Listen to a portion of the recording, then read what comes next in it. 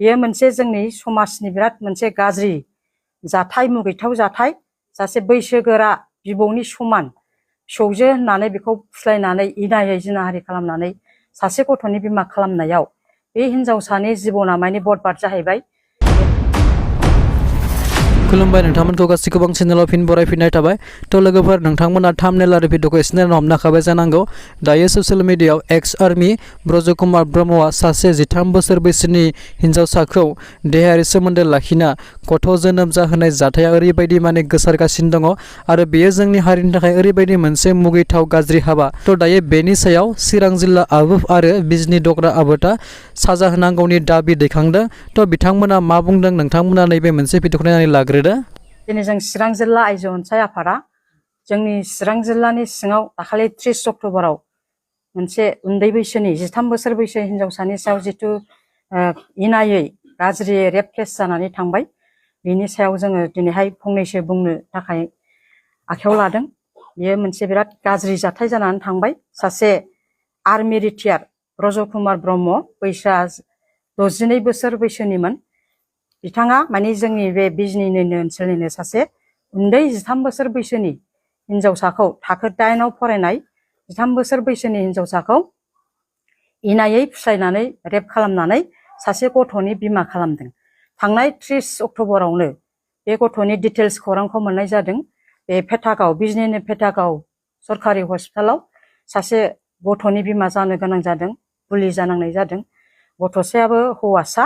दा जोनोम जाखांनायनि उनावहाय साननैसोनि उनाव बे गथ'नि देहाया एसे लोरबां जानायलाय नैबे जोंनि काजलगाव सरकारि हस्पिटालाव बेखौ टेस्ट खालामनो लाबोनाय जादों आरो दिनै नैबे 3 नभेम्बराव नै दासो बेलासियाव जेनेबा 2:30 रिंगायाव बे गथ'खौ DNA टेस्ट खालामनाय जाहैबाय।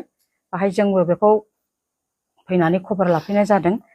बेहाय जोङो जोंनि चिरां जिल्ला आइजो अनसाय आफाद जानानै आरो जों आइजो माहारि जानानै जों गोख्रों सोंखारियो।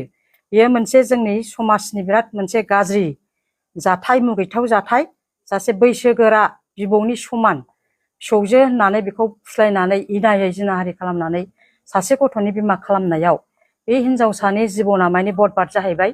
बेहा दासिमबो फरायनायनि सम दङ, देरनांगौनि सम दंमोन, नाथाय बे सासे गथ'नि बिमा जानानै बिनि लाइफआ बरबाद जानानै थांबाय। बिनि थाखाय बे कालप्रिटखौ बे ब्रजकुमार ब्रह्मखौ पक्स' आयेननि दारै जि साजा मोननांगौ बेखौ गोख्रोङै साजा मोननो थाखाय जोंनि चिरां जिल्ला आइजो आफादनिफ्राय बेखौ दाबि खालामबाय आरो जिनाखि बिनि थांनानै थानाय फरायनाय बिनि मोनथाय बेखौ जाहाथे आयेननि दारैयै बेखौ कालप्रिटआ जाहाथे होनांगौ होथारनांगौ होननानै दिनै जों चिरां जिल्ला आइजो आफादा प्रसासननि सायाव बा आयेन पक्स' आयेननि दारै मोननांगौखौ जोङो दाबि खालामनानै होबाय।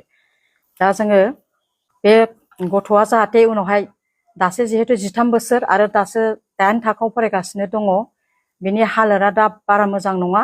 बेखौबो जाहाथे बिनि देहा सावस्रि बिनि ट्रिटमेन्टनि थाखाय जाहाथे कालप्रिटनि न'खरनिफ्राय मदद मोनो आरो इयुनावबो बिनि थांनानै थानायनि राहा जाहाथे खालामनानै होयो कर्टनि दारै पक्स' आयेननि दारै बेखौबो दाबि खालामबाय आरो थैजासिम जाहाथे बे कारादन्ड बे कालप्रिटआ जाहाथे पक्स' आयेननि दारै साजाखौ मोनथारनांगौ बेखौबो दाबि खालामबाय आरो बे हिनजावसाया जाहाथे बे फरायसालियावनो गावनि मान मर्यादायै जाहाथे फरायनायखौ मोजाङै फरायफिननो हायो, इयुनाव मानसि जाफिननो हायो बेखौबो जोङो खावलायबाय। समाजनि मानसिया जाहाथे मुगैयालासिनो बेखौ गावनि फरायसालि गावनि फरायसालोगो फोरोंगिरिया अनसायनानै जाहाथे बिनि फरायनाय लामाखौबो जाहाथे क्लियार खालामनानै होफिनो, बजबनानै लाफिनो बेखौबो जों दिनैहाय खावलायनाय थाहैबाय आरो जों आइजो चिरां जिल्ला आइजो अनसाय आफादा बे मुगैथाव जाथाया जाहाथे जोंनि जिल्लायाव जाबावा इयुनाव बाहाय जाहाथे जों बयबो आबोफजों लोगोसे जोंनि माहारियारि आफाद आरो रायजो राजाफ्राबो जाहाथे हेफाजाब होनानै जाहाथे गोख्रों खामानिफोरखौ मावलांनो हायो बेखौबो आङो खावलायनाय थाबाय। गोजोन्थों।